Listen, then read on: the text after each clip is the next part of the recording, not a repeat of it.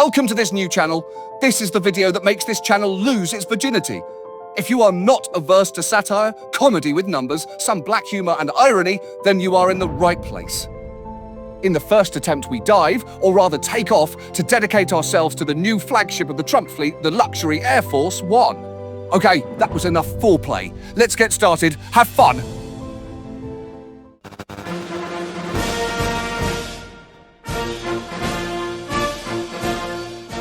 Rarely has an aircraft attracted more attention than Airforce One.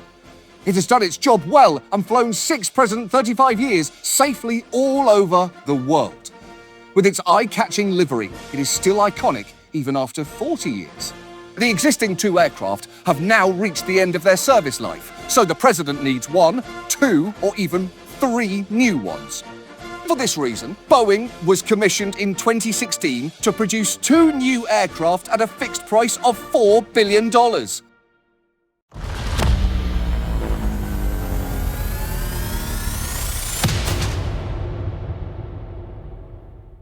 Due to the complex requirements, delivery of the 2 aircraft ordered will be delayed by 3 to 5 years. Changes to the specifications for cabling and safety technology, as well as extensive testing for certification, are not really helping to speed up the process.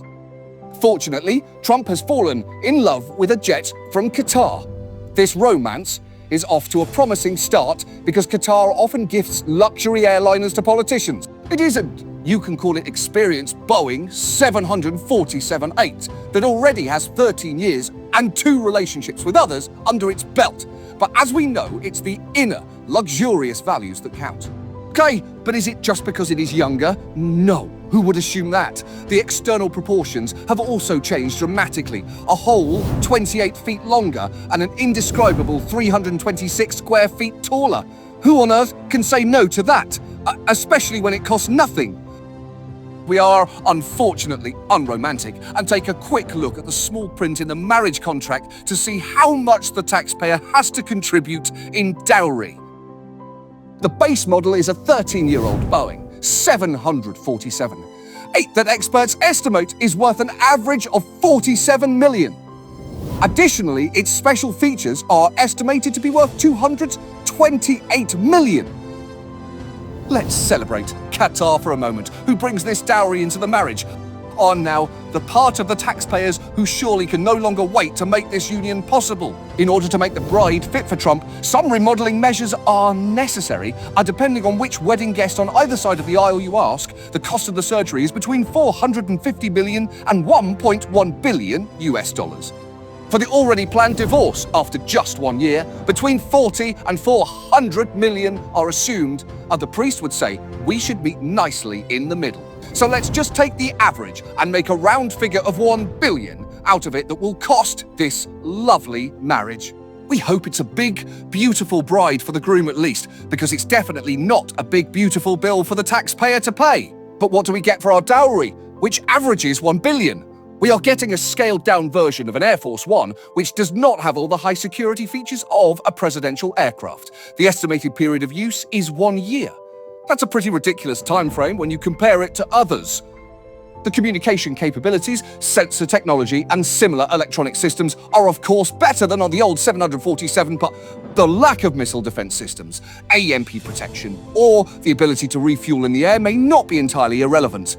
It's like comparing a young, athletic boxer whose arms are gagged at the back with an old, active, experienced boxer who has already been through a lot. Okay, bets are accepted. Maybe everyone should be frugal and simply enjoy the 326 square feet of extra space. The potentially eternal 365 hours of flying time should be put to good use. After all, America needs a president who is relaxed and start no war, and a luxury jet that is used to commute between Mar-a-Lago and Washington for 20% of that time helps, of course. After all, what else should be done with the surplus money from the overflowing budget, if not to invest in an additional living room?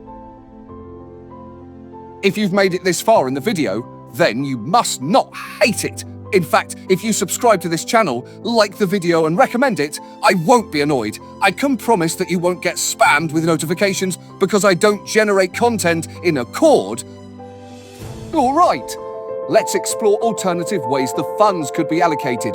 For example, for paid maternity leave to support 45,116 kids.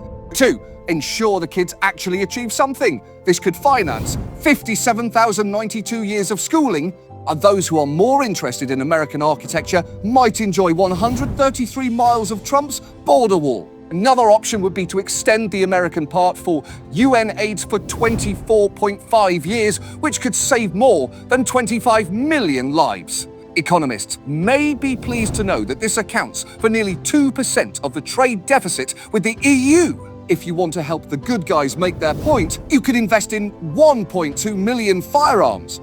At the risk of repeating myself, understandably, none of this can keep up with additional flying habitat that is not quite equivalent to 2 parking spaces at a local supermarket. Well done, America, well done. But someone has to be happy from the bottom of their heart that this transaction is taking place, right? Qatar? No way. Why should they have an advantage? They are giving the jet away. Surely every government is happy to simply give away 300 million and ask for nothing in return. Then again, they may be happy to finally get rid of the aircraft, as they have allegedly been trying to sell it for 5 years. Could Trump be happy about this? I don't think so, as he doesn't like pomp, and extravagance is a foreign word for him. I think it's more important to have more workspace to sign important decrees, or to enjoy the appropriate space and comfort to let off better tweets. But before we get all know-it-all, what's probably the best solution? In light of the aluminum and steel tariffs, it would probably be best to recycle the thing and make a useful collector's item. You could make more than 5.3 million cans from the estimated 75 tons of aluminum alone. When you compare how much is donated for hot air in the government, you could certainly charge $100 or more for it. That's a solid start. 530 million raised in one pond. I don't want to go into details, but give me the jet and we'll not only save 1 billion in cost, we'll make $1 billion in profits. So it's a big, beautiful 2 billion deal for taxpayers. Greatest deal-maker math at its best. Since the safety issue is not given much weight, I will only touch on it briefly. After all, why wear a helmet if you have nothing to protect? Nevertheless, some spoilsports are now expressing safety concerns about taking over a jet that was used for 12 years by former enemies of the United States. But for 1 year, come on, it can't do more than crash. As history shows, the biggest security risk for presidents is the stairway to the airplane anyway, and that comes from America, I think, could also be China. Therefore, an escalator would be the most effective security technology, mitigating the greatest threat. You can't blame him. It's hard for an 80-year-old, especially because it's steep and windy. In an effort to improve flight safety on the ground, the government is considering accepting offers of free personnel from other countries. This would compensate for the number of air traffic controllers who have been laid off. This time, Dodge has finally paid off for the citizens. The pride of the USA, where has it gone? The self-proclaimed best country in the universe with one of the largest aircraft manufacturers in the world has to bum a jet for the president? Really, America? You have fallen so far.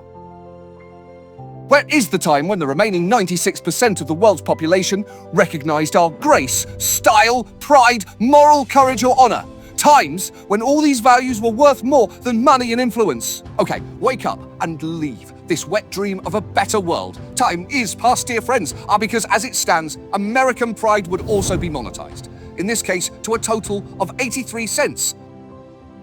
Let's leave aside the Constitution, which actually prohibits this, because who is going to stick to it at the moment if it doesn't benefit you? It just doesn't necessarily cast the best light on the government.